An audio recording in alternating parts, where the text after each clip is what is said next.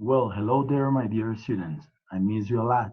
I hope you're having a great time and, of course, following the instructions and recommendations given by the national government. Remember, guys, the most important is to take care of ourselves and our families as well. Today's class is very simple. We're going to divide it into two situations. Mm, One would be the grammar part, and the other one would be the reading comprehension tips, or just continue with the reading process.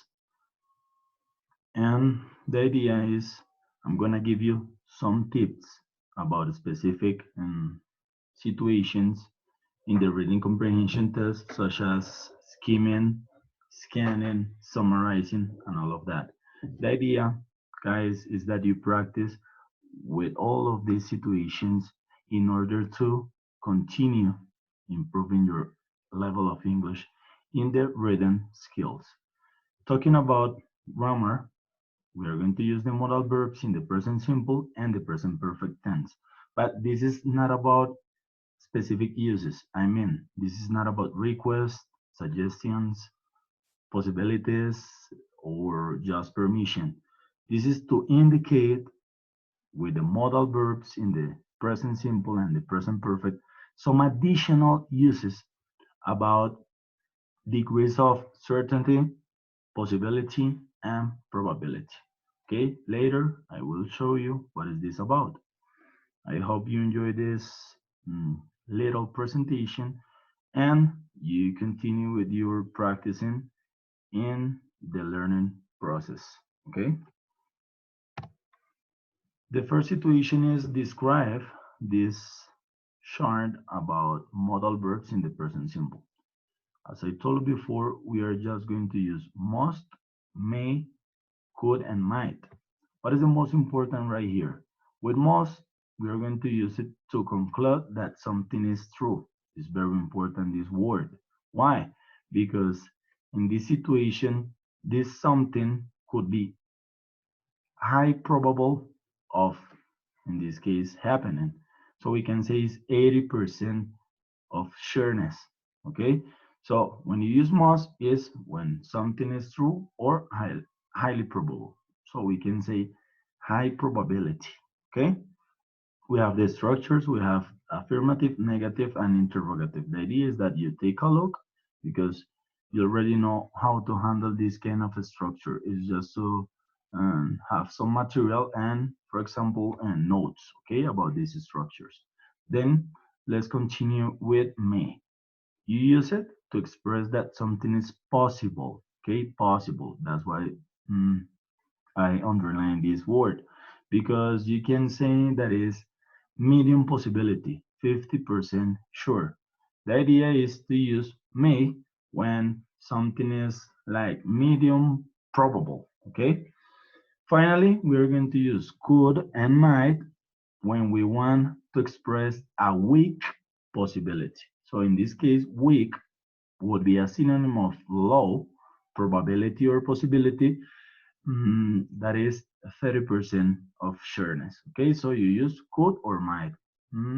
Both are possible, so it is not necessary to follow specific rules to decide which one of these to use. Okay, let's continue. Okay, I put it this little mark right here because with must, sometimes questions show annoyance. So the idea is that you just know what is this corresponding structure. But remember, in formal language, when you make question with must, it's a little bit annoying. Okay. The next chart is about the modal verb, but in the present perfect tense. Okay. So look, here is the structure. After the modal, use the auxiliary have and a verb in past participle form. What is the idea? When you use the modals in the present perfect, the idea is put them, change them into the passive, or we can say past. So the idea is after the modal, you use the auxiliary have and then the main verb in past participle right here. So look at the example. People, and in this case, must have creative, mystical explanation for events they didn't understand. In this case, people is the subject, must is gonna be the modal verb, then you use have and the main verb in past participle. Okay, look, you use must to express certainty about the past. So if you're sure, if you are, and if you can assure something that happened in the past, you can use the modal must because it's gonna be to express certainty, something that you are sure about it, about. Okay, so right here is simple to divide the situations in two ways. So the first way is when you have certainty in the past, so you are going to use must. If you don't have, or if you, in this case, are not sure about the past, but this situation is possible that happen, but you are not sure about it, so you are going to use may, might, or could. What is the example in this case? So scientists may have found evidence of the existence of paranormal phenomena. Phenomena is the plural of phenomenon, so it's an, in this case, irregular noun, so get the plural in this way, okay? So may, might, could, something that is possible to happen, but you are not sure about it. Remember, this is in the past. When you are sure about it, when you want to express certainty, you use must. Okay, guys, let's go practice.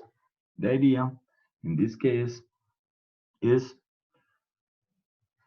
to complete with the correct modal verb. It's so simple. Right here, you only have to put the modal verb to write the modal verb, but in the simple present tense. What is the idea? 80% of sureness, in this case, you have to use the corresponding modal verb. Let's check the sentence. A. If you ask me, many of the mysteries science can explain be real. So we have to look for a modal verb that, in this case, accomplish with this situation, 80% of sureness. So if you remember, we said that must, in this case, would be the appropriate situation to answer this statement. So let's put it right here. If you were thinking about giving this answer, let me tell you that you were right because 80% sure you have to use must in this case. So if you ask me, many of the mystery science can explain must be real. Okay, let's continue with the next one. Right here we have B, sentence B, and it reads, we think cryptids like the Yeti or the Loch Ness Monster be real. 50% sure. So this is like a medium probability. What is the corresponding modal verb for this situation? Of course, is may, might is the other one, and then NT. May is the correct modal verb in this case. It's like 50% of sureness. We think cryptids like the Yeti or the Loch Ness Monster may be real. Okay. What about this one, the last one? Professor Smith thinks UFOs the evidence of extraterrestrial life. 30% sure, and this is negative. So we have to use the modal, and of course the negative particle in this case is gonna be not. So, and to express like a low probability, we use might, as I told you before. And if it's negative, you only have to use not. Okay, guys? So that is gonna be the answer for all the statements. Professor Smith thinks UFOs might not be evidence of extraterrestrial life. 30% sure, and it's a negative structure. Okay, guys? Let's continue with the next slide in this case. Okay, let's clean this and then we continue with the next presentation. Okay, the next one. So Right here, we are going to practice with the modal verbs, but not in the simple present tense, but in the present perfect tense. Okay? What is the idea? Right here, we are going to establish what is the correct answer. So let's check A. Extraterrestrial beings, you are going to use the verb in brackets, in this case is make, irregular verb, the Nazca lines. So extraterrestrial. So if you're talking about the past, but we are not sure about something, we can use might, but if it's negative, we put might not. Okay, so might not. What do you have to use? So auxiliary in this case have, and the main verb make in past participle, and that's it. So this is the correct answer. Extraterrestrial beings might not have made the Nazca lines. Okay, let's do this one. B is food poisoning. Cause is the regular verb in this case, the dancing plague of 1518. Food poisoning. So again, we are talking about something that we are not sure about it, but this might happen in the past. So food poisoning, we can use in this case modal verb could. Let's put it in the contraction. Okay, we can say couldn't. I use auxiliary have, and in this case, the main verb in past participle. And that's it. Food poisoning couldn't have caused the dancing plague of 1518. And finally, just to complete our exercise, practicing exercise about modal verbs. We have sentence or statement C. Let's read it. So in this case is people mistake. So mistake is the verb. In this case is irregular verb. Okay, a verb for the jetty. So it's mistake situation. So we say people in this case. So we use may. Yes, have because it's the auxiliary to turn this modal verb into past. May have, and mistake is the irregular verb, but is, as I told you before, irregular, so I put an in this case. So that is the correct answer. People may have mistaken a verb for the jetty. Okay, my friends, so as you see, the exercise, the activity is so simple. It's just remember when you're talking about present simple tense, let me check this in a second.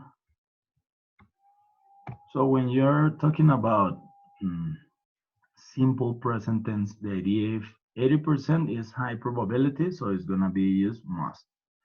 50% sure is medium probability, so you use may. And finally, 30% of sure, so that is a low probability, you use might. The same situation happens with the past and the present perfect. So if you are not sure about something, you are going to use may, might, or could. But if you are sure about something, you use must. Remember, must is used to express certainty in the past. Okay, guys? Now, I'm giving you the tips about the reading comprehension tips. The idea is that you pay attention to this situation. It's very useful. The idea is I'm giving you some special or specific aspects, for example, like this one, scaffolding. So when you first listen to this word, you don't know what maybe this is, but scaffolding is just to relate something that you are going to read, your paragraph, your test with graphics. That's it. It's to complement your reading. It's try to analyze to get material from information from your graphics. That's why I put this picture right here because I'm talking about charts, tables, graph, infographics, timeline, number lines, graphic or organizers. So the idea, sorry, in this scaffolding situation is relate your paragraph, your test with graphics, okay? We can say properly, like a wooden framework that supports workmen in constructing a building. Proper scaffolding should support our learning process. Scaffolding can come in the form of graphic organizers, yes, concept mapping, visual aids, or just fill in the blank exercises. Okay, that is scaffolding to complement your reading, your analysis with graphics. Let's continue with scanning. What about the scanning? Look, scanning in this case, I have circled this word hope. Quick reading to find specific piece of information. In the scanning part, we have to pair ideas, okay? Pair ideas. What are the ideas? So we have to pair reading passages, so what we are reading, with, in this case, questions. Why is that? It is necessary to look for keywords. Look, keywords, okay? In questions, so you go to the question first. I've told you before that. So you analyze the question. You first read the paragraph, the first sentence of the paragraph, then you go to the question, you analyze the question, and you go back to the passage and try to analyze what are the keywords, because most of the time answers are close to these keywords, okay? That is scanning. Mm, what about skimming? Okay, skimming is used to quickly identify the main ideas of a test. So scanning was like keywords, skimming is main ideas, okay? Look, here is an example right here. When you read the newspaper, you're probably not reading it word by word. Instead, you are scanning the test. So that was the previous exercise. But when you skim, the idea is to analyze quickly the main ideas of a test. So skimming is an essential skill as it gives us an idea of what the test is about. It prepares English learners for the details we would like to know about the topic when we read closely for meaning. So skimming is just for get the main ideas, but related to meaning situations. Okay, let's continue. Finally, we have two more situations. We have context clues and summarizing. What is context clue? Look, here we have a magnifying glass and be a detective. Carefully study the clues from small part of your reading. What is this about? This is just relate words that you may be don't know. So you are going to relate the meaning with other words from the context. So the idea is not to look in the dictionary too much and just try to get the meaning by interpreting the context, by analyzing the context. So context clues and awareness of contextual cues can help us guess meaning of unfamiliar word in context. This skill can be gradually mastered through practice. So when you have the practice, the idea is improving, expanding, increasing your vocabulary mm, skills, okay? Finally, we have summarizing. Look at this interesting picture. Some, like an acrostic. Shorter than the test, use your own words, very important, main ideas only. So right here is similar to skimming. What happened with summarizing? So most of the time we use it when we finish, okay, a word. It's like a post-reading activity. The idea is to provide, yes, opportunities for summarizing what we have read. Summarizing a passage is an effective way to gauge our understanding of the reading material. This can be conducted orally or written in paragraph. Okay, guys, that's all for today. Thanks a lot, guys, for supporting me in this new process. I hope you understand this short lesson about modal verbs and reading comprehension tips. Thanks a lot. See you soon, my dear students. What is the idea? Continue practicing. Remember, this situation is important because English is commitment, English is interest, English is practicing. Remember, our focus is communicative English. The idea with all of this is get, getting. In this case, getting ready to produce, to participate, to orally participate, and writing, of course, because output skills are evidence in writing and, of course, speaking. The idea is that you produce, you participate, and you enjoy this language. Okay, my friends, so have a good day. See you soon. Bye bye.